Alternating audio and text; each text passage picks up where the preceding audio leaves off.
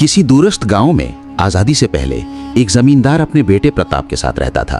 प्रताप गांव की पाठशाला में अन्य बच्चों के साथ पढ़ता था, जिनमें एक किसान की बेटी आशा और जमींदार के एक नौकर का बेटा दिनू भी शामिल थे। इस तरह प्रताप, आशा और दिनू अच्छे मित्र बन गए। जैसे जैसे वे बड़े हुए, आशा प्रताप से प्यार करने लगी, लेकिन उसने कभी अपनी भावनाएं प्रकट नहीं की, जब तक कि जमींदार ने प्रताप को उच्च शिक्षा के लिए लंदन भेजने का निर्णय नहीं लिया। उस दिन आशा ने सब कुछ प्रताप को बता दिया और प्रताप ने वादा किया कि लौटने के बाद वो उससे विवाह करेगा। प्रताप ने यह भी वादा किया कि वो हर हफ्ते लंदन से आशा को पत्र लिखेगा।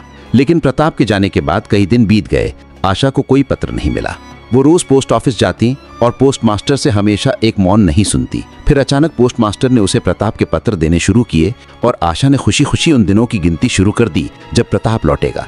लेकिन आशा पूरी तरह से स्तब्ध रह गई जब कई साल बाद प्रताप लंदन से अपनी नवविवाहिता अंग्रेज पत्नी लीजा के साथ लौटा। आशा ने सारे पत्र प्रताप के मुंह पर फेंक दिए और पूछा, जब तुम इस अंग्रेज लड़की की ओर आकर्षित थे तो मेरे लिए ये झूठे प्यार भरे पत्र क्यों लिखे? चौंके प्रताप ने उत्तर दिया, मैंने तुम्हें कभी कोई पत्र नहीं लिखा।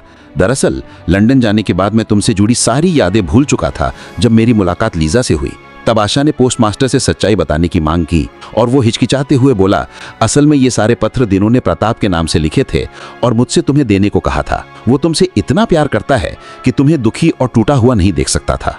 हैरान आशा ने यह समझा कि प्यार सिर्फ उस व्यक्ति को पाने का नाम नहीं है जिसे आप चाहते हैं, बल्कि ये भी है कि आप उस व्यक्ति को उसकी पसंद की खुशी के साथ जीने दें।